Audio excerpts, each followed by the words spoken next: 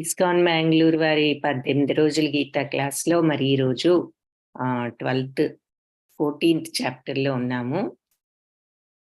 అందరికీ స్వాగతం.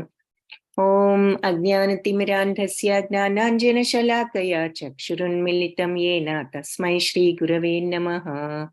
నమో ఓం విష్ణుపాదాయ కృష్ణప్రేష్ఠాయ భూతలే శ్రీమతే భక్తి వేదాంత స్వామి ఇతి నామినే. నమస్తే సరస్వతి దేవి గౌరవాణి ప్రచారిణే నిర్విశేష శూన్యవాది పాశ్చాత్య దేశధారిణే. हे कृष्णा करुणा सिंधो दीनबंधो जगत्पते गोपेश गोपिका कांता राधा कांता नमोस्तुते. तप्त कांचन गौरांगी राधे वृंदावनेश्वरी वृषभानुसुते देवी प्रणमामि हरिप्रिये. जय श्री कृष्ण चैतन्य प्रभु नित्यानंद श्री अद्वैता गदाधार श्रीवासादि गौर भक्त वृंद. हरे कृष्णा कृष्णा कृष्णा हरे हरे, हरे राम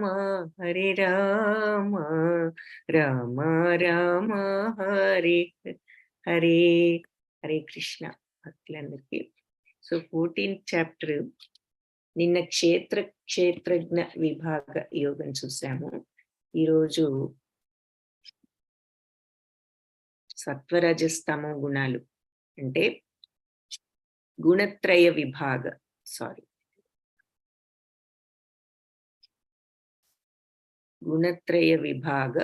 యోగం చూద్దాం ఈరోజు. ప్రకృతి త్రిగుణాలు, గుణత్రయ అంటే 3 గుణాలు. ఏమిటి ఆ 3 గుణాలు? మీకు చాలాసార్లు మనం చెప్పుకుంటూ వచ్చాము క్లాస్లో.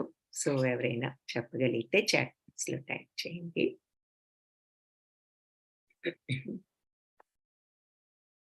3 గుణాలు అంటున్నారు కదా, ఏమిటి? సో ఈ గుణత్రయ విభాగ యోగం మొట్టమొదటిగా భగవాన్ వాచ్తో ప్రారంభం.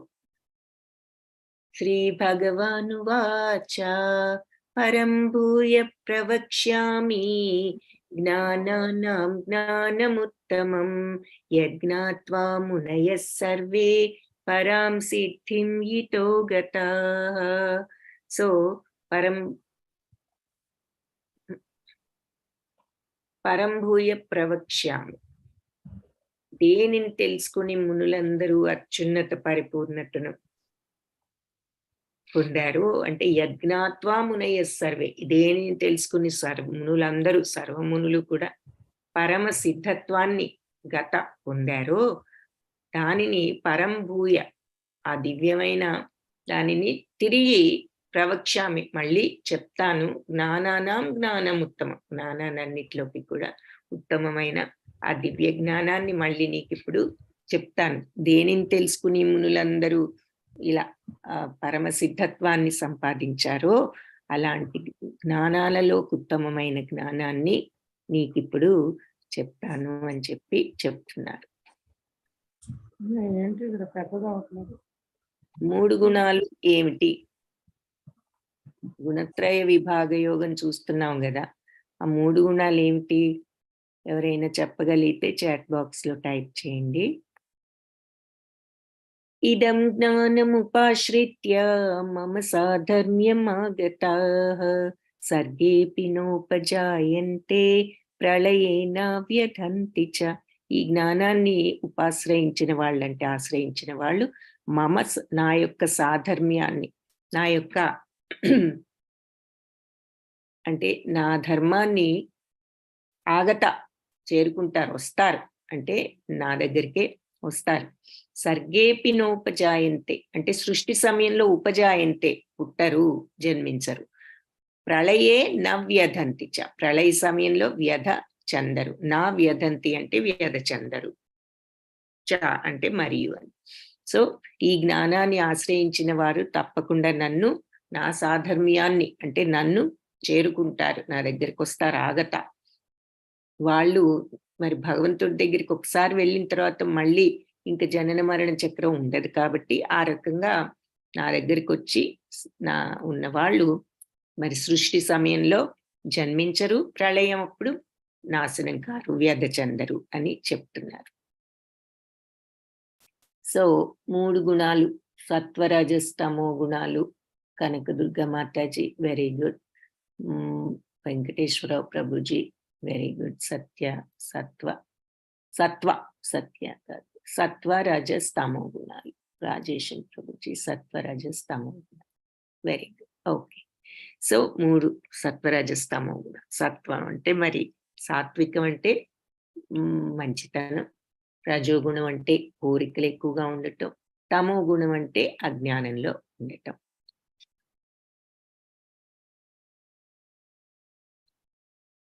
సో ఇలాంటి జ్ఞానాన్ని నీకు చెప్తాను. దేనిని తెలుసుకుని మునులందరూ సిద్ధత్వాన్ని పొందారో మళ్ళీ నీకు ఇప్పుడు చెప్తాను. ఇది గనక తెలుసుకుంటే నువ్వు తప్పనిసరిగా నన్ను చేరుకుంటారు. అలా చేరుకుని మళ్ళీ జన్మించడం గాని, వ్యధ చెందడం గాని ఉండదు ఇది తెలుసుకున్న వాళ్లకు అని మమయో నిర్మహద్ బ్రహ్మ తస్మిన్ గర్భం దదామ్యహం సంభవ సర్వభూతానాం తతో భవతి భారత. సో బ్రహ్మం అని పిలువబడే ఈ మహత్తత్వం నిర్మహద్ అంటే మహత్తత్వం, బ్రహ్మం అని పిలువబడుతుంది. దాని ఈ మహత్తత్వమే ఈ పుట్టుకకు, క్రియేషన్ కు కారణం అని చెప్తున్నారు ఆ మహత్తత్వం. మనం గోలోక చాట్లో చూస్తే ఆ భౌతిక ప్రపంచం చుట్టూ ఉన్న రింగ్స్, దానిపైన అది మహత్తత్వం అని చెప్తారు. సో అదియే ఈ పుట్టుకకు కారణం. అన్ని ప్రాణుల జననాలను, క్రియేషన్ ని సాధ్యం చేసే విధంగా సంభవ సర్వభూతాన, సో అన్ని జీవరాశులు సంభవింపజేసేటట్లుగా తతో భవతి భారత, నేను దానిలో ఉన్నాను. తస్మిన్ గర్భం దధామ్యహం, దాని గర్భంలో నేనే బీజ ప్రదానం చేస్తాను అని చెప్తున్నారు.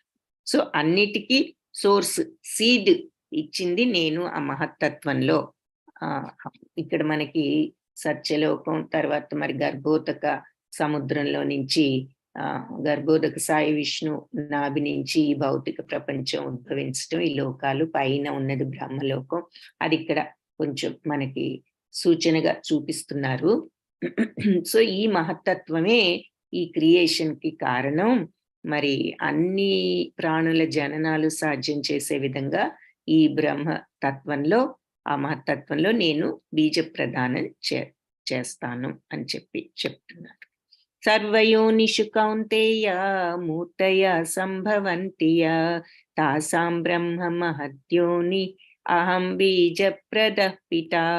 సో సర్వయోనిషు కౌంతేయ, అన్ని కూడా జీవరాశులన్నీ కూడా మూర్తయ సంభవంతియ, ఇక్కడ సంభవించాయి, వాటికి ఒక ఆకారం, ఒక మూర్తితో అంటే ఒక ఫామ్ తో అవి ఇక్కడ సంభవించాయి. అంటే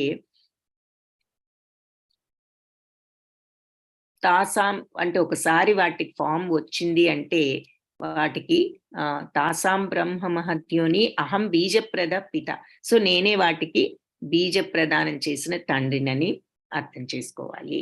ఈ భౌతిక ప్రకృతిలో జన్మించడం ద్వారా అన్ని జీవులు ప్రకటితమయ్యాయి. మరి అక్కడ క్రియేట్ అయిన తర్వాత ప్రతి దానికి ఒక ఫామ్ అంటూ వచ్చింది పుట్టిన తర్వాత.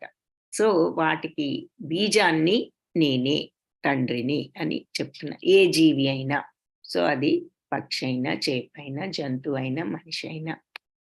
సత్వం రజస్తమ ఇతి గుణ ప్రకృతి సంభవ నిబధ్నంతి మహాబాహో దేహే దేహినమవ్యయం. సో ఇప్పుడు చెప్తున్నారు ఈ భౌతిక ప్రకృతిలో మరి నేను బీజ ప్రదానం చేశానని చెప్పిన తర్వాత సత్వం రజస్తమ అని చెప్పేసి 3 గుణాలు ఉంటాయి ప్రకృతిలో. గుణ ప్రకృతి సంభవ, ఈ ప్రకృతిలో ఈ 3 గుణాలు ఉంటాయి. ఏమిటవి? సత్వగుణం, రజోగుణం, తమోగుణం. నిబధ్నంతి మహాబాహో, బందీలైపోతారు మహాబాహో, దేహే దేహినం అవ్యయం. ఈ అవ్యయమైనటువంటి ఆత్మ ఈ భౌతిక ప్రకృతిలోకి వచ్చి మరి ఈ గుణాలతో బందీ అయిపోతుంది అని చెప్తున్నారు. సో ఈ భౌతిక ప్రకృతిలో సత్వరజస్తమో గుణాలని 3 గుణాలు ఉంటాయి. ఈ ప్రకృతి అంతా శాశ్వతమైన ఆత్మ ఈ భౌతిక ప్రకృతిలోకి వచ్చిన తర్వాత ఈ గుణాలతో బందీ అయిపోతుంది. ఆత్మ ఇలా బందీ అవుతుంది. ఆత్మ బందీ అవ్వడం అంటే ఏమిటి? మరి జనన మరణ చక్రంలో చిక్కుకుని మళ్ళీ మళ్ళీ పుడుతూ ఉన్నది. సో ఈ బంధం వల్లనే ఈ మళ్ళీ జనన మరణ చక్రంలో చిక్కుంటోంది. ఈ ఎందుకు బందీ అవుతున్నాం అంటే ఈ గుణాలు మనకి ఆ బందీ అయ్యేటటువంటి ఫీలింగ్స్ ని కలుగజేస్తున్నాయి కాబట్టి. ఈ త్రిగుణాల యొక్క తత్వం ఏమిటో అందుకని చూద్దాం. ఎందుకంటే ఈ త్రిగుణాలకు అతీతంగా వెళ్ళగలిగినప్పుడే మరి మనం భగవంతుని చేరుకోగలం అని చెప్తున్నారు కాబట్టి అది తెలుసుకునే ఈ మునులందరూ కూడా సిద్ధత్వాన్ని పొందారని చెప్తున్నారు. ఈ జ్ఞానాన్ని తెలుసుకున్న వాళ్ళు నా దగ్గరికే వస్తారని చెప్తున్నారు. మనం అనుకున్నాం కదా, ఎవ్రీ చాప్టర్ లో అట్లీస్ట్ 1 శ్లోక ఆర్ మోర్, ఒకటి కనీసం ఇంకా ఎక్కువ శ్లోకాస్లోనే ఈ రకంగా అయితే నా దగ్గరికి వస్తారు, ఈ రకంగా అయితే మోక్షం వస్తుంది, బంధాలు ఉండవు అంటూ ఏదో ఒక మార్గం ప్రతి చాప్టర్ లో ఉంటుంది. ఈ చాప్టర్ లో ఈ జ్ఞానాన్ని ఆశ్రయించిన వాళ్ళు నన్ను చేరుకుంటారు అంటే ఇంకా జ్ఞానం ఏమిటో చెప్పలేదు, బట్ చెప్తున్నారు. సో అని చెప్తూ వాళ్ళు మళ్ళీ జన్మించరు అని చెప్పారు. సో బ్రహ్మం అని పిలువబడే ఈ మహత్తత్వం దాంట్లో నేనే బీజప్రదాతను చేసినటువంటి తండ్రిని అని చెప్పి ఈ భౌతిక ప్రకృతిలో సో ఈ 3 గుణాలు ఉంటాయి. ఈ శాశ్వతమైన నా అంశ అయిన ఆత్మ ఇక్కడికి వచ్చిన తర్వాత ఈ గుణాలతో బందీ అయిపోతుంది. సో ఈ త్రిగుణాల ప్రభావాలు ఎలా ఉంటాయి అంటే సత్వగుణం అంటే మంచితనం, రజోగుణం అంటే మరి కోరికలు ఎక్కువగా ఉండటం, మరి తమో గుణం అంటే అజ్ఞానము. సో వాళ్ళు సత్వగుణంలో వాళ్ళు ఎలా ఉంటారు అంటే కొంచెం తెల్లవారుజామున లేవడం, లేచిన తర్వాత మరి భగవంతుడి ధ్యానంలో ఈ రకంగా నామస్మరణ అది చేసుకుంటూ ఉండటం. తర్వాత రజోగుణంలో ఉన్నవాళ్ళు మరి వాళ్ళు కోరికలు ఈ భౌతిక ప్రపంచంతో బాగా అటాచ్మెంట్ లో ఉంటారు కాబట్టి వాళ్ళు కోరికలను తీర్చుకోవడం అంటే ఇక్కడ వాళ్ళ బాడీని కేర్ తీసుకోవడంలో తప్పులేదు. మన బాడీని మనం కేర్ తీసుకుంటేనే మరి ఆధ్యాత్మికంగా కూడా మనం పురోగమించగలం. కానీ అక్కడ పాయింట్ ఏమిటి అంటే ఫస్ట్ అటెన్షన్ ఈ భౌతిక ప్రపంచ కోరికల మీద ఉన్నది, ఆధ్యాత్మికత మీద లేదు అని అర్థం. సో అదే సత్వగుణంలో ఉంటే లేవడమే ఆధ్యాత్మిక ప్రయత్నంలో ఉంటారు. సో రజోగుణంలో ఉంటే మరి ఈ భౌతిక ప్రపంచ కోరికలు మరి శారీరక సంబంధించిన కోరికలతో ఉంటారు. తమో గుణంలో ఉంటే మరి అజ్ఞానంతో టైంని, కాలాన్ని, అన్నిటినీ విచక్షణని కూడా వేస్ట్ చేయటం జరుగుతుంది. అంటే బద్ధకము, కొంచెం ఎక్కువ నిద్రపోవటము, ఇటువంటివన్నీ జరుగుతూ ఉంటాయి తమో గుణంలో ఉంటే. పుస్తకాలు ఎలాంటివి చదువుతారు? మరి ఆధ్యాత్మిక పుస్తకాలు సత్వగుణంలో ఉన్నవాళ్ళు చదువుతూ ఉంటారు.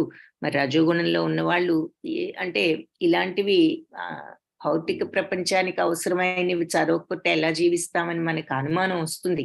అది వద్దని కాదు. అయితే నీ యొక్క ఇంట్రెస్ట్, నీ యొక్క ఇది దేని మీద ఉంది ప్రప్రథమంగాను, నీ దృష్టి దీని మీద ఉందా లేదా? లేదు, కంప్లీట్ భౌతికత్వం మీదే ఉన్నప్పుడు ఇంకా అదే ధోరణిలో ఉండటం. ఆ తర్వాత మరి తమో గుణంలో ఉన్న వాళ్ళు ఇక్కడ కామిక్స్ చూపిస్తున్నారు. ఈ కామిక్స్ చదవడంలో తప్పే ఉంది, పిల్లలు చదువుకుంటారు కదా అంటే, సరే పిల్లలు చిన్నప్పుడు రీడింగ్ అది నేర్చుకోవడానికి వాళ్ళకి ఇంట్రెస్ట్ కోసం కొన్ని చదువుకున్నా, కల్పిత సాహిత్యం దానిలో ఏమొస్తుంది, అసలు ఈ జగత్తే మాయ అంటున్నారు, ఇదే పర్మనెంట్ కాదు, మనం ఇందులో నుంచి ఎలా అయినా సరే ఆ పర్మనెంట్ వరల్డ్ లోకి వెళ్ళాలని ప్రయత్నిస్తున్నాము, ఇంకా ఇక్కడే మళ్ళీ మాయగా సృష్టించిన సాహిత్యం చదవడం వల్ల మనకు వచ్చే ఉపయోగం ఏమైనా ఉందా టైం వేస్ట్ కాకపోతే? సో అది అక్కడ మీనింగ్. అంటే అన్నెసెసరీ సాహిత్యం, ఉపయోగం లేని విషయాల్లో టైం వేస్ట్ చేయటం అని. అందుకని అది పుస్తకాలు కూడా అలా ఉపయోగం లేని జ్ఞానానికి టైం వేస్ట్ చేయటం తమో గుణం అని చెప్తున్నారు. అలా ఇకపోతే నిద్రపోవడం. నిద్రపోవడం మరి సత్వగుణంలో వాళ్ళు త్వరగా పడుకుని త్వరగా లేవడం జరుగుతుంది. రజోగుణంలో వాళ్ళు కొంచెం లేట్‌గా పడుకుంటారు. తమో గుణంలో వాళ్ళు సగం రాత్రి అయిపోయిన తర్వాత పడుకుంటారు. సో, లేట్‌గా పడుకోవడం. మళ్ళీ లేవడం గూడా అంతే. ఇప్పుడు సత్వగుణంలో ఉన్నవాళ్ళు త్వరగా లేవడం జరుగుతుంది. Early to bed, early to rise. తర్వాత రజోగుణంలో వాళ్ళు కొంచెం ఆలస్యంగా, తమో గుణంలో వాళ్ళు మళ్ళీ సగం రోజు అయిపోయిన తర్వాత లేవడం. సో, సత్వగుణం మరి పాజిటివ్‌గా, శుద్ధంగా మరి మనకి సుఖాన్నిచ్చేది అంటే మనసుకు ఆనందాన్నిచ్చేది, దివ్యమైనది. రజోగుణం మనమే కంట్రోల్‌లో ఉండాలి అనేటటువంటి మనస్తత్వం, కొంచెం స్వార్థము. ఎక్కువ మంది మానవులు రజోగుణంలోనే ఉంటూ ఉంటారు ఈ కోరికలతో. కొంచెం అన్ని ఫీలింగ్స్ మిక్స్డ్‌గా ఉంటాయి. తమో గుణం ఇక ఎప్పుడు నెగెటివ్, అశుద్ధత, ఎప్పుడు ఏదో బాధలో ఉన్న ఫీలింగ్, డిమానిక్, ఇక ఎంతసేపు సరి అయిన ఆలోచన తీరు లేకుండా ఉండటం. ఇది తమోగుణ లక్షణం. సో, పాపరహితుడైన అర్జునుడా, ఈ మూడిట్లో కూడా సత్వగుణం అన్నిట్లోకి నిర్మలమైంది కదా! కాబట్టి వాటి దానివల్ల అది సత్వగుణం మనిషిని ప్రకాశింపచేస్తూ పాపాల నుండి విముక్తి కలిగిస్తుంది. అయితే ఈ సత్వగుణం కూడా సుఖం మీద, జ్ఞానం మీద ఆసక్తి కలుగజేసి ఆత్మను బంధిస్తుంది. అంటే ఇంకొక రకంగా చెప్పుకోవాలి అంటే, నేను చేస్తున్నాను, ఇది చేస్తే నాకు పుణ్యం, నేను మంచి మార్గంలో ఉన్నాను, నేను అనే అహంకారం అక్కడ ఉన్నది. ఇంకా ఉన్నప్పుడు మంచి పనులు చేస్తున్నా కంప్లీట్‌గా ఆ విమోచనం అనేది, బంధం అనేది రాదు. ఎందుకంటే ఆ అటాచ్‌మెంట్ ఉంది. ఇంకా నేను చేస్తున్నాను, నేను మంచివాడిని అనుకుంటున్నాము. ఇది నా బాధ్యత అని ఆటోమేటిక్‌గా, న్యాచురల్‌గా మనం న్యాచురల్‌గా కొన్ని పనులు చేస్తూ ఉంటాం. అప్రయత్నంగానే మరి ఊపిరి పీలుస్తూ ఉంటాము.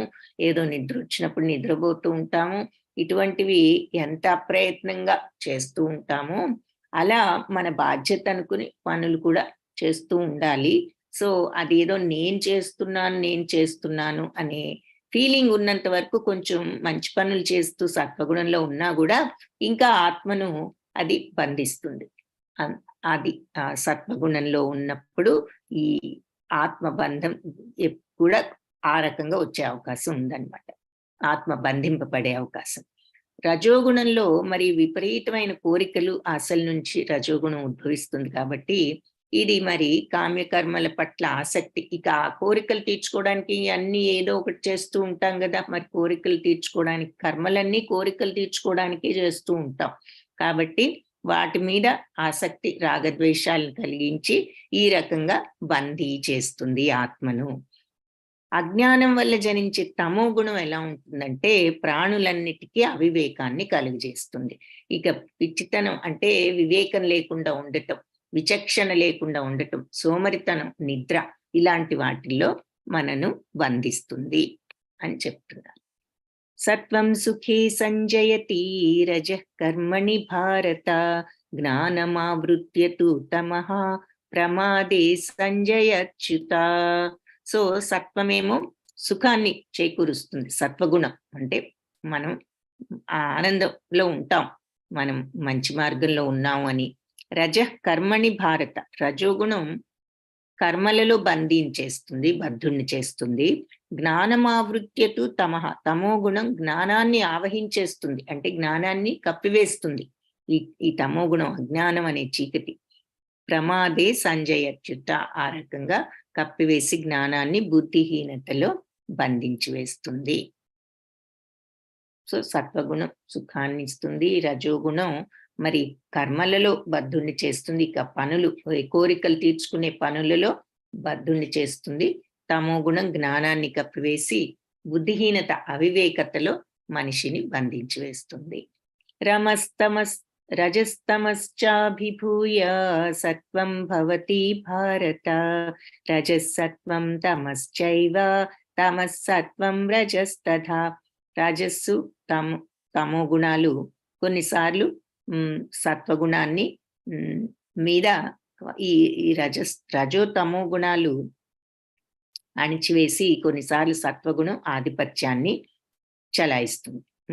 కొన్నిసార్లు రజో సత్వ గుణాలను తమో గుణం అణిచివేసి ఆధిపత్యం చలాయిస్తుంది. అలాగే కొన్నిసార్లు తమో సత్వ గుణాలను అణిచి రజోగుణం ఆధిపత్యాన్ని చలాయిస్తుంది. ఈ రకంగా ఈ 3 గుణాలు కూడా ఎల్లప్పుడూ ఆధిపత్యం కోసం పోటీ పడుతూ ఉంటాయి. అందుకే మనం కొన్నిసార్లు మంచి మార్గంలో ఆలోచించవచ్చు, కొన్నిసార్లు చెడు మార్గంలో ఆలోచించవచ్చు, కొన్నిసార్లు విపరీతమైన కోరికలతో ఉండొచ్చు. సో ఇలా 3 గుణాలు కూడా పోటీ పడుతూ మనస్సును ఇలా వాటి వైపుకు లాగటానికి ప్రయత్నిస్తూ ఉంటాయి అని చెప్పారు. సర్వద్వారేషు దేహేస్మిన్ ప్రకాశ ఉపజాయతే జ్ఞానం యదా తదా విద్యాత్ వివృద్ధం సత్వమిచ్యుత. అన్ని ద్వారాలు దేహంలోనివి ప్రకాశవంతమైనప్పుడు జ్ఞానం యదా తదా విద్యాత్, జ్ఞానంతో ఇలా ప్రకాశవంతమైనప్పుడు వివృద్ధం సత్వమిచ్యుత, అది సత్వగుణం యొక్క ప్రకటితం అని తెలుసుకో. సో శరీరంలో ఉన్న ద్వారాలన్నీ జ్ఞానంతో ప్రకాశవంతమైనప్పుడు అది సత్వగుణం. అయితే భరతులలో ప్రధానుడా రజోగుణం గనుక పెరిగినట్లయితే లోభం అంటే దురాశ, కామ్యకర్మల కోసం తీవ్ర ప్రయత్నం, అదుపులేని కోరికలు, అత్యాశ పెంపొందుతాయి. కురునందన అజ్ఞానము, సోమరితనము, నిర్లక్ష్యము, మోహము ఇవి తమో గుణం యొక్క ప్రధానమైన లక్షణాలు అని అంటున్నారు. సో సత్వగుణం ఆధిపత్యాన్ని చలాయించినప్పుడు మరి అందరూ కూడా ఇలా మంచి మార్గంలో ఉంటూ, కొంచెం ఆధ్యాత్మిక మార్గంలో ఉంటూ, కలిసిమెలిసి ఉంటూ, పోట్లాటలు గొడవలు లేకుండా ఉంటారు అని చెప్పి చూపిస్తున్నారు ఎగ్జాంపుల్. సత్వగుణంలో ఉన్న వాళ్ళు ఎలా ఉంటారు అని. అదే రజోగుణంలో ఉన్న వాళ్ళు మరి లోభము, కామ్యకర్మలు, తీవ్ర ప్రయత్నము, అణుచుకోలేని కోరికలు, తపనతో ఎప్పుడు ఇలా ఆందోళనలో ఉంటూ ఉంటారు. పోతే తమో గుణం కనుక ఆధిపత్యం చలాయించినప్పుడు అంధకారం, సోమరితనం, బుద్ధిహీనత, భ్రాంతి అంటే డార్క్నెస్, లేజినెస్, విచక్షణ లేకపోవటం, వాళ్ళు ఒక మోహంలో ఉండటం జరుగుతుంది అని ఇక్కడ చెప్తున్నారు. కొన్ని ఎగ్జాంపుల్స్ అన్నమాట. యదా సత్వే ప్రవృద్ధే తు ప్రళయం యాతి దేహభృత్ తదోత్తమ విదాం లోకాన్ అమలాన్ ప్రతిపద్యతే. సో సత్వగుణం ప్రధానంగా ఉండి మరణించినప్పుడు మరి ఉత్తమ విధాం లోకాన్, ఉత్తమ లోకాలకు, పవిత్ర లోకాలకు, అమలాన్ ప్రతిపద్యతే అంటే పవిత్రమైన లోకాలు, రజో తమో గుణం లేనటువంటి లోకాలను చేరుకుంటారు. అదే రజోగుణంతో గనక మరణించినట్లయితే గత్వా రజసి ప్రళయం గత్వా కర్మ సంగిషు జాయతే, కర్మ జరిగే చోటే మళ్ళీ పుడతారు. అంటే ఎక్కడ జరుగుతూ ఉంటుంది కర్మ? మన భూలోకంలో. సో రజోగుణంతో మరణిస్తే మళ్ళీ భూలోకంలోనే పనులతో ప్రేరణ పొందే వారిలో జన్మిస్తారంటే భూలోకంలో జన్మిస్తారు. తదా ప్రళీనస్తమసి మూఢయోనిషు జాయతే, తమో గుణంలో మరణించినప్పుడు జంతు జాతులలో పుడతారు అని చెప్తున్నారు. సో రజోగుణంలో ఉన్నప్పుడు ఈ భూమి మీద పుడతారు, తమో గుణంలో ఉన్నప్పుడు జంతు జాతులలో పుడతారు. కర్మణ సుకృతస్యాహు సాత్వికం నిర్మలం ఫలం రజసస్తు ఫలం దుఃఖం అజ్ఞానం తమసః ఫలం. సత్వగుణంలో చేసిన కార్యాల ఫలాలు పవిత్రమైనవి, ఫలితాలను ఇస్తాయి. రజోగుణంలో చేసిన పనులు దుఃఖాలను కలిగిస్తాయి. తమో గుణంలో చేసిన పనులు అజ్ఞానపు చీకటిని కలిగిస్తాయి. సో సత్వగుణంలో చేసిన పనులు పవిత్రమైనవి అంటున్నారు కాబట్టి దాన్ని ఒక సూచన, ఎగ్జాంపుల్ గా మనకి ఇక్కడ టెంపుల్స్ అంటే ఆధ్యాత్మిక మార్గంలో వాళ్ళు ఉంటారు కాబట్టి వాళ్ళకి పవిత్రమైన ఫలితాలు ఇస్తాయి, పుణ్యాన్ని కలిగిస్తాయి. రజోగుణంలో చేసిన పనులు మరి మన కోరికలు తీర్చుకోవడానికి చేస్తూ ఉంటాం కాబట్టి ఇక ఎప్పుడు కోరికలు ఉన్నప్పుడు ఏమవుతుంది మరి ఇక అది తీర్చుకోవాలనే ఆరాటము, ఆందోళన, కోపము, దుఃఖము, భయము, మరి అవుతుందో లేదో అనే తాపత్రయము, ఇక ఈర్ష్యలు, ద్వేషాలు, అసూయలు అన్నీ వస్తాయి కదా. అందుకని దుఃఖాలను కలిగిస్తాయి రజోగుణంలో చేసే పనులు. ఇక తామో గుణంలో చేసే పనులు అజ్ఞానపు చీకటి. ఈ మెట్లు తగ్గి కిందకి వెళ్తే ఎటు వెళ్ళటానికి దారి లేదు, అక్కడ గోడ, ఇంకా ఎటు వెళ్ళడానికి లేదంటే ఇక అలా తిరిగి రాలేని పాయింట్ ఆఫ్ నో రిటర్న్ అని ఇంగ్లీష్ లో అంటూ ఉంటారు. అంటే అలాంటి స్థితి వస్తుంది, ఇక బయటపడలేని అజ్ఞానపు మోహంలో పడటం అన్నమాట. అది ఎగ్జాంపుల్ గా చూపిస్తున్నారు, ఎగ్జాంపుల్స్ గా. తమో గుణానికి అది రజోగుణము, సత్వగుణము. సత్వాత్ సంజాయతే జ్ఞానం రజసో లోభ ఏవచ ప్రమాదమోహౌ తమసో భవతో జ్ఞానమేవచ. సత్వగుణంతో నిజమైన సంజాయతే జ్ఞానం, నిజమైన జ్ఞానం కలుగుతుంది. రజసో లోభ ఏవచ, రజోగుణంతో లోభం అంటే దురాశ. దురాశ అంటే ఏమిటి? అన్ని కోరికలు తీరినా ఇంకా కావాలి, ఇంకా కావాలి, ఇంకా కావాలి అనేటటువంటి మెంటాలిటీ దురాశ అంటాం. సో రజోగుణంలో అది ఉంటుంది. ప్రమాదమోహ తమసో భవతో జ్ఞానమేవచ. సో తమో గుణము పిచ్చితనం అంటే నిర్లక్ష్యం, మోహం, భ్రాంతి, ఇవన్నీ కూడా తమో గుణంలో వృద్ధి చెందుతాయి అని చెప్తున్నా. ఊర్ధ్వం గచ్చంతి సత్వస్థా మధ్యే తిష్టంతి రాజసా జఘన్యా గుణవృత్తిస్థా అధో గచ్చంతి తామసా. సో సత్వగుణంలో ఉంటే ఊర్ధ్వం గచ్చంతి, ఊర్ధ్వలోకాలు ప్రాప్తిస్తాయి. పైలోకాలు మనం చూసాంగా 14 లోకాస్లో మధ్యలో భూలోకం, పైలోకాలు ఏమిటి? సత్యలోకం, జన్మలోకం, మహర్లోకం, తపోలోకం, ఇవన్నీ పైనున్నాయి. కింద లోకాలంటే అతల, వితల, సుతల, తలాతల, మహాతల, రసాతల, పాతాళ లోకాలన్నీ కిందున్నాయి. సో సత్వగుణంలో ఉంటే ఊర్ధ్వలోకాలు అంటే పైలోకాలు. రజోగుణంలో ఉంటే ఈ మధ్యలోకంలోనే ఉండిపోతారు, భూమిలోనే అంటే భూలోకంలోనే మళ్ళీ పుడుతూ వెళ్తూ ఉంటారు. తమో గుణంలో ఉన్న వాళ్ళు అధోగతి పాలు అంటే కింది లోకాలకు వెళ్తారు. సో ఇక్కడ మళ్ళీ మనం గోలోక చాట్లో చూపించినటువంటి 14 లోకాలు చూస్తున్నాము. సో సత్వగుణం ఉన్నప్పుడు 14 లోకాలు ఏమిటి అనేది, పైలోకాలు సత్యలోకం, తపోలోకం, జ్ఞానలోకం, మహర్లోకం, స్వర్గలోకం, ఇవన్నీ పైనున్నాయి. భూలోకం మధ్యలో ఉంది, కింద ఈ లోకాలన్నీ ఉన్నాయి. సో సత్వగుణం ఇక్కడ, రజోగుణం ఇక్కడ, తమో గుణంలో ఉన్న వాళ్ళు ఇక్కడికి వెళ్తారు. గుణానేతానతీత్యత్రీన్ దేహి దేహ సముద్భవాన్ జన్మ మృత్యు జరా దుఃఖై విముక్తో మృతమశ్నుతే. సో ఇక్కడ మళ్ళీ ఏ రకంగా విముక్తి పొందొచ్చు అనేది ఈ శ్లోకంలో ఇప్పుడు గుణాల గురించి క్లియర్ గా మనకి ఎక్స్ప్లెయిన్ చేసి ఇప్పుడు ఇక్కడ చెప్తున్నారు. సో మీ 3 గుణాలు ఉన్నాయి, ఈ 3 గుణాల్లో మనం అలవర్చుకున్నప్పుడు సత్వగుణంలో వాళ్ళు ఇక్కడికి, రజోగుణంలో వాళ్ళు ఇక్కడికి, తమో గుణంలో వాళ్ళు ఇక్కడికి వెళ్తారు.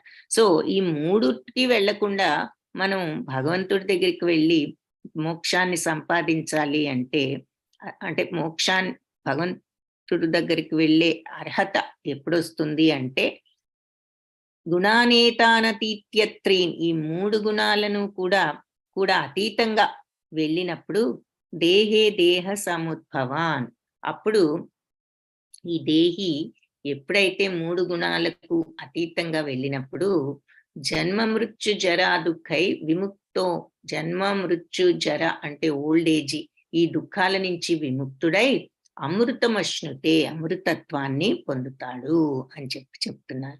సో ఈ దేహధారి ప్రకృతి త్రిగుణాలను అధిగమించగలిగినప్పుడు, దాటినప్పుడు, వాటికి అతీతంగా వెళ్ళగలిగినప్పుడు, అంటే సత్వగుణానికి కూడా అతీతంగా వెళ్ళగలిగినప్పుడు, మరి సత్వగుణం కూడా కొంత బద్ధత్వాన్ని కలిగిస్తుంది అంటున్నారు కదా. నేను చేస్తున్నానని ఆ ఫీలింగ్, అటాచ్మెంట్ ఉందన్నమాట ఇంకా బాడీతో, నేను చేస్తున్నాను అని. అది ఆటోమేటిక్ గా సహజంగా మనం చేయగలిగినప్పుడు అది శుద్ధత్వం, 3 గుణాలకు అతీతంగా వెళ్ళగలుగుతుంది. సో 3 గుణాలను అధిగమించగలిగినప్పుడు దేహదారి జన్మము, మరణము, వృద్ధాప్యము లాంటి దుఃఖాల నుంచి విముక్తి పొంది జన్మ మృత్యు జరా దుఃఖై విముక్తి పొంది అమృతం అశ్నుతే, అమృతత్వాన్ని, అమరత్వాన్ని పొందుతాడు. సో విముక్తి అంటే ఇక్కడ ఈ బంధాల నుంచి, ఈ శృంఖలాల నుంచి తెంచుకుని మరి దేహధారి ఆఖరికి అప్పుడు విముక్తిని పొందుతాడు. ఎప్పుడు అంటే ఈ 3 త్రిగుణాలను అధిగమించగలిగినప్పుడు. సో త్రిగుణాలను అధిగమించాలి అంటే ఈ మనలో ఉన్నటువంటి కల్మషాన్ని తుడిచిపెట్టడం, ఆ ప్యూర్ స్టేజ్కి రాగలుగుతాం. ప్యూర్ స్టేజ్కి రావడం అంటే మరి ఏ నెగిటివ్ ఫీలింగ్స్ లేకుండా ఆ శుద్ధతత్వం అనేది డెవలప్ చేసుకోవాలి అంటే మరి ఆధ్యాత్మిక మార్గంలో ఉండటం అవసరం. అందుకే భగవన్నామ జపం గాని ఈ భగవంతుడి పట్ల ఆ నమ్మకం, విశ్వాసం, మరి కలియుగంలో నామజపం అని చెప్పారు. ఇవన్నీ కూడా కొంచెం మన మైండ్ని అన్నెసెసరీ థింగ్స్ చూసినందువల్ల ఉపయోగం ఏముంటుంది? ఏమీ లేదు. ఇంకా మనం అటాచ్మెంట్స్ పెంచుకోవడం తప్ప. ఇందాక మనం కామిక్ బుక్స్ చూసాం. అలా ఫిక్షనల్ స్టఫ్ చూస్తూ ఉంటాం, చదువుతూ ఉంటాం. దానివల్ల ఏ రకమైన ఉపయోగం లేదు. మైండ్ని వీలైనంత వరకు ప్రశాంతంగా ఉంచుకోవడానికి ప్రయత్నించాలి, ఆలోచనలు లేకుండా. ఆలోచనలు ఉన్న దగ్గర నుంచి రాగద్వేషాలు, అయిష్టాలు, ఇష్టాలు ఇవన్నీ వస్తూ ఉంటాయి. కాబట్టి మనస్సును ప్రశాంతంగా ఉంచుకోవాలి. మౌనం అంటే నోటితో మౌనమే కాదు, బాహ్య మౌనమే కాదు, అంతర్గత మౌనం అనేది ఎప్పుడు సాధ్యపడుతుంది? మన దృష్టి ఈ బయట వ్యవహారాల మీద, ప్రాపంచిక విషయాలు, భౌతిక విషయాల మీద కాకుండా అంతర్గతంగా, అందుకే మనం భగవంతుడి మీద పెట్టగలిగితే ఈ అన్నెసెసరీ థాట్స్ పోతాయి. థాట్ ఎంతవరకు మన పనులు చేయటానికి అవసరమైన థాట్ వరకు చేసుకుని అన్నెసెసరీ థాట్స్ వదిలేయాలి అంటే మనం ఒక నామజపాన్ని మన నోటి మీద పెట్టుకుంటే మైండ్ని కూడా అన్నెసెసరీ థాట్స్ వైపు నుంచి క్రమేణా మనం భగవంతుడి వైపుకి మరల్చవచ్చు. అందుకే ఎప్పుడైనా అన్నెసెసరీ థాట్స్ మైండ్లోకి వచ్చినప్పుడల్లా వెంటనే నోటి మీద భగవన్నామం జపించామంటే అప్పుడు ఆ థాట్ని అక్కడికి కట్ చేయటానికి అవకాశం ఉంటుంది. అర్జున ఉవాచ, అందుకని ఈ రకంగా చెప్తున్నారనమాట. సో ఎప్పుడైతే ఈ త్రిగుణాలను అధిగమించినప్పుడు ఈ జన్మ మృత్యు జరా వ్యాధి అనే ఈ దుఃఖాల నుంచి విముక్తుడవై అమరత్వాన్ని పొందుతారు. ఆ త్రిగుణాలకు అతీతమైన స్టేజ్కి వెళ్తే అప్పుడు అర్జునుడు అడుగుతున్నాడు. అర్జున ఉవాచ క్లైలింగై త్రీన్ గుణానేతాన్ అతీతో భవతి ప్రభో హిమాచార కథం చైతాన్ త్రీన్ గుణానతివర్తతే.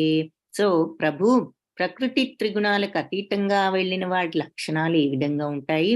అతడు హిమాచార ఏ రకంగా ప్రవర్తిస్తాడు, కథాం చైతాన్ ఏ రకంగా ఉంటాడు, ఏ రకంగా ప్రవర్తిస్తాడు, వాళ్ళ లక్షణాలు ఎలా ఉంటాయి, త్రీన్ గుణానతి వర్తతే, ఈ 3 గుణాలకు అతీతంగా వెళ్ళిన వాడు ఎలా వెళ్ళగలిగాడు అని చెప్పి అడుగుతున్నాడు అనమాట.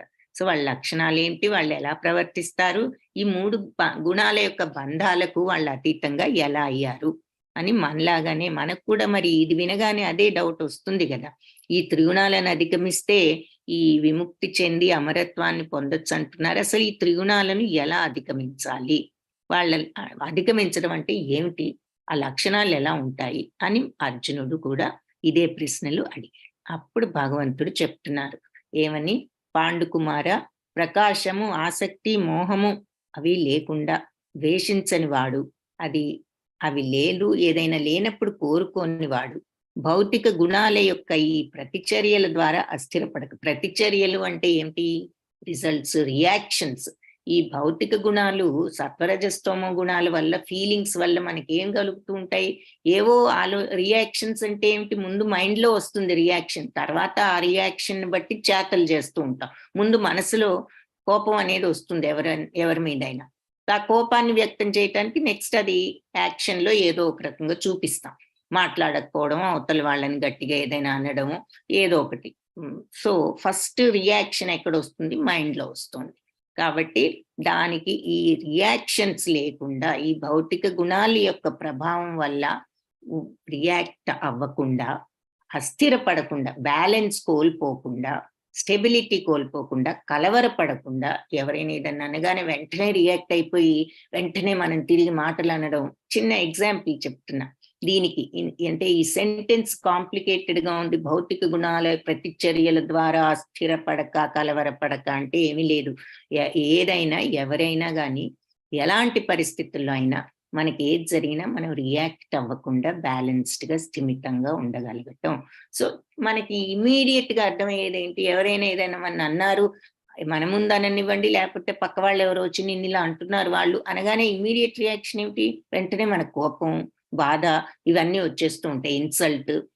సో అలా ఎవరు ఏది జరిగినా నువ్వు బ్యాలెన్స్ కోల్పోకుండా, స్థిమితంగా, కలవరపడకుండా ఉండగలిగిన వాడు, తటస్థంగా, బ్యాలెన్స్డ్ గా, అతీంద్రియంగా అంటే ఇంద్రియాలకు అతీతంగా, ఈ త్రిగుణాలకు అతీతంగా, ఈ ఫీలింగ్స్ అన్నిటినీ కూడా కంట్రోల్ చేసుకుని రియాక్ట్ అవ్వకుండా ఉండగలిగిన వాడు, ఆత్మయందే స్థితుడై ఆనందాన్ని, బాధని ఒకేలాగా చూసేవాడు. సో సంతోషమైన, దుఃఖమైన బ్యాలెన్స్డ్ గా ఉండగలిగిన వాడు. సంతోషం వస్తే ఎగిరిపోకుండా, దుఃఖం వస్తే కృంగిపోకుండా, మట్టిని, రాయిని, బంగారాన్ని సమదృష్టితో చూసేవాడు.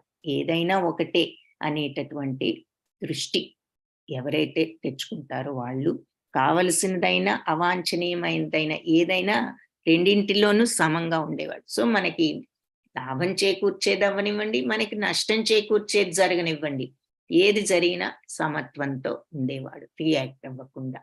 ప్రశంస అయినా, నిందైనా, ఎవరైనా మనల్ని పొగిడితే ఉబ్బి తబ్బిబ్బైపోకుండా, నిందించితే ఒకటే దుఃఖించకుండా, ఫీల్ అయిపోకుండా, మరి గౌరవిస్తే అదే అలాగే గౌరవించినా చాలా గర్వపడకుండా, లేదంటే విపరీతమైన సంతోషము, గర్వము ఏదో ఉంటుంది. విపరీతంగా సంతోషపడిపోతాం మనల్ని ఎవరైనా గౌరవిస్తే. అలాగే అగౌరవించారనుకోండి మనల్ని ఎవరైనా, విపరీతంగా బాధపడిపోతూ ఉంటాం. అదేమి లేకుండా గౌరవమైన, అగౌరవమైన ఏదైనా ఒకటే అనే సమదృష్టితో ఉన్నవాడు, రెండు పరిస్థితుల్లో ఒకే రకంగా ఉండేవాడు. స్నేహితుడైనా, శత్రువైనా అందరినీ ఒకేలాగా చూసేవాడు. అన్ని భౌతిక కార్యకలాపాలని త్యజించినవాడు. అంటే పనులన్నీ మానేసి కూర్చోమని కాదు, ఈ భౌతికమైనటువంటి అటాచ్మెంట్స్ మానసికంగా త్యజించినవాడు, ప్రకృతి గుణాలను అధిగమించిన వాడు అని చెప్తాడు. సో మానసికంగా మనం త్యజించినప్పుడు చివరికి ఫైనల్ స్టేజ్ లో ఏ పని చేయక్కర్లేదు అని చెప్పేసి చెప్తారు. అంటే నిజమైన అకర్మ అన్నమాట. మామూలుగా మనం అకర్మ స్టేజ్ ఏది? ఏ బంధాలు అంటకపోతే అది అకర్మ. సో అలా ఉండాలి అంటే ఏ పనిలో ఏ రిజల్ట్స్ వచ్చినా ఇలాగే సమత్వంతో ఉండాలి. అది ఫెయిల్ అయినా, సక్సెస్ అయినా, లాభమైనా, నష్టమైనా మనం ఎఫెక్ట్ అవ్వకుండా సమత్వంతో స్వీకరించటం నేర్చుకోవాలి అని చూసాం. అది బుద్ధి యోగం. సో అలా చేసినప్పుడు బంధాలు అంటవు అని కూడా చూసాం. అదే భక్తి యోగంలో ఏం చెప్పారు? నాకు సమర్పించి నువ్వు చేసి నీకు లాభ నష్టాలు ఏదొచ్చినా నువ్వు భగవత్ ప్రసాదంగా స్వీకరించు. దాని మీద నువ్వు ఇదేమిటి లాభం వచ్చింది, ఇదేమిటి నష్టం వచ్చింది అనుకోకుండా, ఏదొచ్చినా ఇది భగవంతుడు నాకు ఇచ్చిన ప్రసాదం అని స్వీకరించడం, ఆ రకంగా. సో కర్మయోగంలో బుద్ధి యోగం మార్గం అవ్వనివ్వండి, భక్తి యోగంలో ఈ మార్గం అవ్వనివ్వండి, అలా చేసినప్పుడు బంధాలు అంటవు. బంధాలు అంటకపోతే ఏం జరుగుతుందో కూడా చెప్పారు. నువ్వు ఈ జనన మరణ చక్రం నుంచి విముక్తుడు అవుతావు, నన్ను చేరుకుంటావు అని చెప్పారు. సో అలాగే ఇక్కడ మరి ఈ రకంగా ఉన్నవాడు అన్ని అప్పుడు అది అకర్మ అవుతుంది. ఏ పనైనా చేసినప్పుడు బంధాలు అంటకపోతే అది కర్మ అవ్వదు, అకర్మ అవుతుంది. అకర్మ అంటే ఏమిటి అంటే బంధాలు అంటకపోవడము. బంధాలు అంటుకోనప్పుడు, చుట్టుకోనప్పుడు మోక్షానికి అర్హులం అవుతాం. సో పనులన్నీ అలా చేయగలిగినప్పుడు ఆ సమత్వ స్థితిలో మనం చివరికి సాధన చేసి అందులో స్థిరపడిపోయి ఆ స్థితి మనకు కంప్లీట్ గా ఎప్పుడైతే వస్తుందో అప్పుడు నిజమైన అకర్మ స్టేజ్ లోకి వెళ్తాం. ఆ స్టేజ్కి వెళ్ళటమే ఈ శుద్ధమైనటువంటి మోక్షానికి రెడీగా ఉన్న అర్హత ఉన్న స్టేజ్. అప్పుడు ఇక ఏ పని చేయవలసిన అవసరం లేదు. ఆ స్టేజ్ లోకి వెళ్ళిపోయిన తర్వాత అలాంటి వాళ్ళు ఇక ఈ భౌతిక ప్రపంచపు అటాచ్మెంట్స్ కి కంప్లీట్ గా డిటాచ్ అయిపోతారు. కాబట్టి ఇక వాళ్ళు ఏ పనులు చేసే అవసరం లేదు. వాళ్ళు ఏది చేసినా కూడా వాళ్ళు ఆటోమేటిక్ గానే చేస్తూ ఉంటారు. ఇక ఇక వాళ్ళు ఏది మామూలు పనులు చేయవలసిన అవసరం లేదు. వాళ్ళు కంప్లీట్ ఆత్మానందంలోనే భగవంతుడితో కాంటాక్ట్ లో ఉంటారు కాబట్టి. అలాగే ఇది అన్ని భౌతిక కార్యకలాపాలు త్యజించిన వాడు అంటే ఈ ప్రాక్టీస్ లో ఇలా ఉంటూ ఫైనల్ గా స్టేజ్ కి వచ్చిన వాళ్ళు. సో వీళ్ళని ప్రకృతి గుణాలను అధిగమించిన వాళ్ళు అని చెప్తారు. అంటే 3 గుణాలకు అతీతంగా వెళ్ళిన వాళ్ళు. మనం ఇదే క్వాలిటీస్ శుద్ధ భక్తుల లక్షణాల్లో చూసాం భక్తి యోగంలో. అంటే దాని అర్థం ఏమిటి? మళ్ళీ అదే క్వాలిటీస్ ఇక్కడ జ్ఞాన యోగంలో చూస్తున్నాం. సో నువ్వు ఏ మార్గంలో వెళ్ళినా చివరికి నువ్వు ఆ స్టేజ్కి వెళ్ళటం ఇంపార్టెంట్.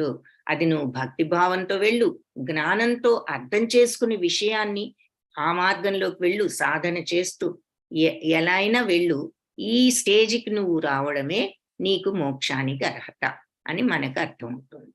సో కర్మ మార్గంలో పనులు బ్యాలెన్స్డ్ గా ఉంటూ ఎలా ఉన్నా మనం ఎఫెక్ట్ అవ్వకుండా ఆ స్టేజ్కి వెళ్ళొచ్చు. భక్తి మార్గంలో భగవత్ ప్రసాదం ఆయనకు సమర్పించి చేశాను అనుకుంటూ మనం ఆ భక్తి భావంతో ఏదొచ్చినా భగవంతుడు ఇచ్చారు అనే ఫీలింగ్ తో అలా ఉంటాము. అదే ఆ భావాలు డెవలప్ చేసుకుంటాం, శుద్ధ భక్తుల లక్షణాలు. జ్ఞానయోగంలో జ్ఞానంతో విషయాన్ని అర్థం చేసుకుని ఈ రకంగా ఈ ఈ ఈ స్టేజ్ కి వస్తాం, రియాక్ట్ అవ్వకుండా అన్నింటి. సో ఈ త్రిగుణాలను అధిగమించిన వ్యక్తి లక్షణాలు మళ్ళీ ఒకసారి చూస్తే సమస్థితి, బ్యాలెన్స్డ్ గా ఉండటం, సమత్వంతో ఉండటం, ఉద్వేగాలకు ఉదాసీనంగా ఉండటం, పరిత్పన అంటే రియాక్ట్ అవ్వకుండా ఉండటం. మనకి ఇమ్మీడియట్ రియాక్షన్, ఎదుటి మనిషి ఏదన్నా అనగానే జడ్జి చేసేస్తూ ఉంటాం అనమాట. మనం ఇదేమిటి వీళ్ళు ఇలా అన్నారు అలా అన్నారు. మనం అసలు అక్కడ విషయాన్ని నెమ్మదిగా ఆలోచించే ముందే మన ఎదుటి మనిషి కూడా కాదు, టీవీలో ఎవరైనా ఏదైనా అంటున్నా కూడా రియాక్ట్ అయిపోతూ ఉంటాం. అంత ఇమ్మీడియట్ రియాక్షన్. సో రియాక్షన్ అనేది లేకుండా ఉండటం, అసూయ లేకుండా ఉండటం, ఇవి కొన్ని ఇంపార్టెంట్ లక్షణాలు ఇప్పుడు భగవంతుడు చెప్పిన దాంట్లో. ఇంకా వాళ్ళ ప్రవర్తన ఏమిటి అంటే, మరి అర్జునుడు అడిగాడు కదా అతని లక్షణాలు ఏమిటి, ప్రవర్తన ఏమిటి, అతను మరి ఏ రకంగా అతీతంగా అవుతాడు అని. సో లక్షణాలు కొన్ని ఇవి: సమస్థితితో తటస్థంగా బ్యాలెన్స్డ్ గా ఉంటూ, ఉద్వేగం లేకుండా ఉదాసీనంగా ఉండటం, ఎవరైనా ఏదైనా అనగానే కోపంతో మనం మళ్ళీ తిరిగి అనకుండా రియాక్ట్ అవ్వకుండా ఉండగలగటం, అసూయ లేకుండా ఉండగలగటం, వాళ్ళకే వచ్చింది మనకి రాలేదేమిటనే అసూయ లేకుండా ఉండటం, మరి అన్ని పరిస్థితుల్లో సమత్వం, ప్రవర్తన. ఇకపోతే లక్షణాలు ఇవి. అసలు ప్రవర్తన ఎలా ఉంటుంది అంటే, అన్ని టైమ్స్ లోనూ సమత్వం అంటే ఏమిటి? ప్రశంస అయినా నిందైనా, ఎవరైనా గౌరవించినా అవమానించినా, ఆనందమైనా దుఃఖమైనా, మనకి మంచి జరిగేదైనా చెడు అనుకున్నదైనా ఏదైనా అన్ని టైమ్స్ లోనూ మనం ఒకే రకంగా ఉండగలుగుతాం. ప్రతి ఒక్కళ్ళతో ప్రతి దానితో సమానంగా వ్యవహరించడం. అంటే మట్టి రాయి బంగారం అయినా ఒకటే, మిత్రుడైన శత్రువైనా ఒకటే. అందరితో సమత్వంతో ఉండడం. ఎప్పుడు విచిత్రంగా వ్యవహరించరు. అంటే మరి భగవంతుణ్ణి శరణు వేడటం, ఆధ్యాత్మిక కార్యకలాపాల్లో దృఢత్వంతో ఉండటం అని చెప్పి ఇక్కడ మళ్ళీ మనకి ఎక్స్ప్లెయిన్ చేస్తున్నారు విషయాన్ని. మాంచయోవ్యభిచారేణ భక్తి యోగేన సేవతే సగుణాన్ సమతీత్యైతాన్ బ్రహ్మ భూయాయ కల్పతే. సో అన్ని పరిస్థితుల్లోనూ నిశ్చలమైన భక్తియుత సేవలో నిమగ్నమై ఉండేవాళ్ళు వెంటనే భౌతిక ప్రకృతి యొక్క గుణాలను అధిగమించి బ్రహ్మం స్థితికి వస్తారు అని చెప్పి చెప్తున్నారు. సో అది ఇక్కడ విషయం. సో ఎవరైతే ఏ టైంలో అయినా ఎలాంటి పరిస్థితి వచ్చినా సమత్వంతో ఉంటూ ఉన్నప్పుడు ఆ భౌతిక ప్రకృతి యొక్క సత్వరజస్తమో గుణాలను అధిగమించగలుగుతారు. అప్పుడు ఆ స్టేజ్కి వస్తారు, ఆ బ్రహ్మము అనబడే ఆ స్టేజ్కి వస్తారు. ఈ సత్వరజస్తమో గుణాలు మనుషుల్ని ఎలా తోలుబొమ్మలాటలాడిస్తున్నాయో ఈ చిత్రంలో చూపిస్తున్నారు. ఎల్లో ఆర్ వైట్ లో సత్వగుణం చూపిస్తారు, రెడ్ కోరికలకు మరి ప్రతీక కాబట్టి రజోగుణం, మరి నలుపు అజ్ఞానాన్ని సూచిస్తుంది కాబట్టి తమోగుణం. ఇవి మరి పప్పెట్ షో అంటారు కదా, తోలు బొమ్మలాట, ఆ రకంగా మనల్ని ఈ గుణాలు ఆడిస్తున్నాయి అని. మరి గుణాలకు కూడా భగవంతుడి ఈ మాయాశక్తి ఇదంతా కూడా భగవంతుడి, ఏదైనా భగవంతుడి యొక్క శక్తి అని చూశాం కాబట్టి పైన భగవంతుడిని కూడా చూస్తున్నాము. సో ఎవరైతే ఈ గుణాలను నుంచి బయటపడగలిగినప్పుడు మరి మనం ఆ బ్రహ్మము అనే స్థాయికి వెళ్ళగలుగుతాం. ఆ బ్రహ్మం అనే స్థాయి ఎలా ఉంటుంది అనేది ఇక్కడ చెప్తున్నారు. ఆ బ్రహ్మం అనే స్థితికి గుణాలను మనం అధిగమించినప్పుడు వెళ్తాము. ఆ స్థితి ఎలా ఉంటుందో చెప్తున్నారు. బ్రహ్మణో హి ప్రతిష్టాహం అమృతస్య వ్యయస్య చ శాశ్వతస్య చ ధర్మస్య సుఖస్యైకాంతికస్య చ. సో ఈ బ్రహ్మంలో నేనే ప్రతిష్ట అహం. అహం నేనే ప్రతిష్ఠుడనై ఉన్న. ఆ బ్రహ్మంలో ఉన్నది నేనే. అమృతస్యం అది అంటే అది మరి అమరమైనది, అమృత తుల్యం, అవ్యయం, నాశనం లేనిది. చ అంటే మరియు అని. సో అమృత తుల్యం మరియు నాశనం లేనిది, శాశ్వతమైనది, చ మరియు ధర్మవంతమైనది, ధర్మస్య సుఖస్య సుఖవంతమైనది. ఈ సుఖము అన్నప్పుడు మళ్ళీ భౌతిక సుఖాలకు దీనికి కంపారిజన్ లేదు.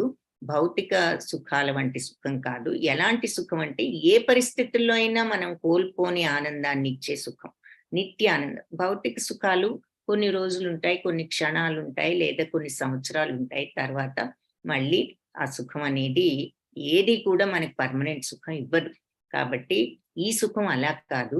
ఇది పర్మనెంట్ గా మన ఎలాంటి పరిస్థితి వచ్చినా మనకి భౌతికంగా మనకు దుఃఖం కలగని స్థితి. సో అది ఆ నిత్యమైనటువంటి శాశ్వత ఆనందం. సుఖస్యై కాంతికస్య చ. సో కాంతివంతమైనది. సో అమరము, అనశ్వరము అంటే నశించనిది, శాశ్వతమైనది, పరమానందానికి సహజ స్థితి. మరి మన ఆత్మకి సచ్చిత్తానంద తత్వం ఉన్నది కదా, భగవతత్వం. కాకపోతే ఈ కోరిక కప్పివేసి చూడలేకపోతున్నాము అని చెప్పి మనం చూస్తాం. 15th చాప్టర్ లో కూడా చూస్తామండి. సో అంటే రేపటి చాప్టర్ లో. అందుకని ఈ ఆత్మతత్వం సహజమైన ఆనందం. అందుకే మనిషికి ఎప్పుడు మనకు ఆనందాన్ని ఎందుకు కోరుకుంటాం? ఎందుకు అంటే మన సహజమైన స్థితే ఆనందం కాబట్టి. అది ఉన్నది చూడలేకపోతున్నాం కాబట్టి. మన inherent nature we want to be happy. అయితే మనం ఏమనుకుంటున్నాం తెలియక ఈ భౌతిక సుఖాలన్నీ మనకి ఏదో హ్యాపీనెస్ ఇస్తాయి. ఇక్కడికి వెళ్తే హ్యాపీ, అది కొనుక్కుంటే హ్యాపీ, ఇది తెచ్చుకుంటే హ్యాపీ, ఇది జరిగితే హ్యాపీ అనుకుంటున్నాం. ఈ అన్ని క్షణికాలే కదా. క్షణికం కాకపోతే ఒక రోజు కాకపోతే సంవత్సరాలు. ఏది పర్మనెంట్ గా మనకి ఇక హ్యాపీ, ఇక మనకి ఏది అవసరం లేదు, ఇక మనం సుఖంగా ఉన్నాము అని మనకి ఏది అనిపిస్తుంది? ఏదొచ్చినా ఆ ఫీలింగ్ రాదు మనకి. కాబట్టి ఎందుకు? Because constantly we are desiring something. ఏదో ఒకటి కావాలి అనే ఫీలింగ్ ఉండబట్టి. అందుకని సహజానంద స్థితి ఉన్నది కానీ దాన్ని తెలుసుకోలేక ఈ కోరికతో ముసుగు వేసేసి దాన్ని ఆనందం ఏది అని ఎత్తుక్కుంటున్నాం అన్నమాట మనం ఎప్పుడు. సో అది అందుకే ఆనందానికి సహజ స్థితి అయిన ఆ బ్రహ్మాన్ని నేనే మూలము. సో ఈ బ్రహ్మతత్వంలో ఆ సహజానందం ఉంది. ఆ తత్వం ఎక్కడుంది అంటే మనలోనే ఉంది, మన ఆత్మకే ఉన్నది, భగవదంశ కాబట్టి. సో ఈ బ్రహ్మాన్ని మీరు అనుకున్నారు అంటే, చేరుకుంటారు అంటే మీలో ఉన్న సహజమైనటువంటి ఆ బ్రహ్మతత్వంలో ఉన్నదెవరు అంటే నేనే అని చెప్తున్నారు. సో బాధ్యతాయుత ఎంపికల ద్వారా ఈ శరీరంలో ఉండగానే తదుపరి జీవితానికి సిద్ధం కావాలి. మన బాధలకు మరణం ఒక్కటే మార్గం కాదు, వైకుంఠధామం చేరుకోవడానికి సరైన మార్గాన్ని ఎన్నుకోవాలి. ఒక్కొక్కసారి జీవితంలో విరక్తి చెందినప్పుడు ఏమోలే ఇక్కడ ఉన్నన్నాళ్ళు కష్టంగానే ఉంది, అసలు వెళ్ళిపోతే ఏ గొడవ ఉండదు అని అనుకుంటూ ఉండొచ్చు కొందరు ఎవరమైనా. కానీ అది ఇక్కడ చెప్తున్నారు, వైకుంఠధామాన్ని చేరుకోవడానికి మనం సరైన మార్గం. ఎందుకంటే జనన మరణం అనేది ఉంటుంది అనేది ఇక్కడ పాయింట్ అన్నమాట. సో ఈ గుణాలు మనల్ని కట్టివేస్తాయి. మనం ఈ చాప్టర్ లో చూస్తున్న విషయాలు, ఈ త్రిగుణాలు మనకు బంధాలను కలిగిస్తాయి. కాబట్టి ఆ త్రిగుణాలకు అతీతంగా వెళ్ళగలిగినప్పుడు ఈ బంధాలనేటువంటి ఈ శృంఖలాల్ని మనం తెంచుకోవచ్చు అనేది చూసాము.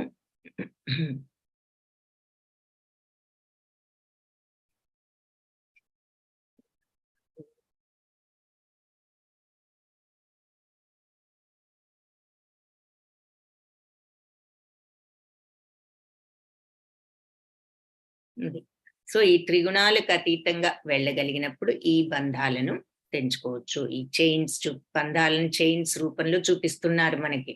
సో ఆ శృంఖలాలను తెచ్చుకోవచ్చు. తర్వాత వీళ్ళ లక్షణాలన్నీ చూసాము. ఎలా ఉంటారు, ఏమిటి, ఎలా ప్రవర్తిస్తారు అన్నది. ఆ తర్వాత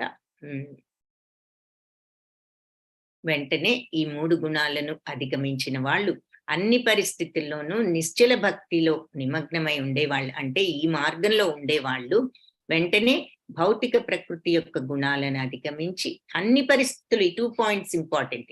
ఎలాంటి పరిస్థితులు అయినా సరే ఈ ఈ మార్గంలోనే నిశ్చలంగా ఉండేవాళ్ళు. అంటే మనకు అన్ని బాగున్నప్పుడు ఓకే అనుకుని, బాగుండనప్పుడు మళ్ళీ మనం దీనివల్ల మనకేం లాభం, భగవంతుడు మనకేం చేశాడులే, నిశ్చలంగా ఎలా ఉంటాము, అలా కాకుండా ఎప్పుడు కూడా బ్యాలెన్స్డ్ గా అలా ఉండగలిగినప్పుడు ఈ గుణాలను అధిగమించి బ్రహ్మ స్థితికి రాగలుగుతారు. ఆ బ్రహ్మం ఎలా ఉంటుంది అంటే, మరి ఆ బ్రహ్మంలో నేనే ఉన్నాను, అది అమరము, అమృత తుల్యము, శాశ్వతము, ధర్మవంతము, అవ్యయము, సుఖవంతము, కాంతివంతము అని చెప్తున్నారు. సో హరే కృష్ణ కృష్ణ కృష్ణ హరే హరే, హరే రామ రామ రామ హరే హరే. కృష్ణం వందే జగద్గురుం. వాంఛాకల్పతరుభ్యశ్చ కృపా సింధుభ్య ఏవ చ పతితానాం పావనేభ్యో వైష్ణవేభ్యో నమో నమః. హరే కృష్ణ.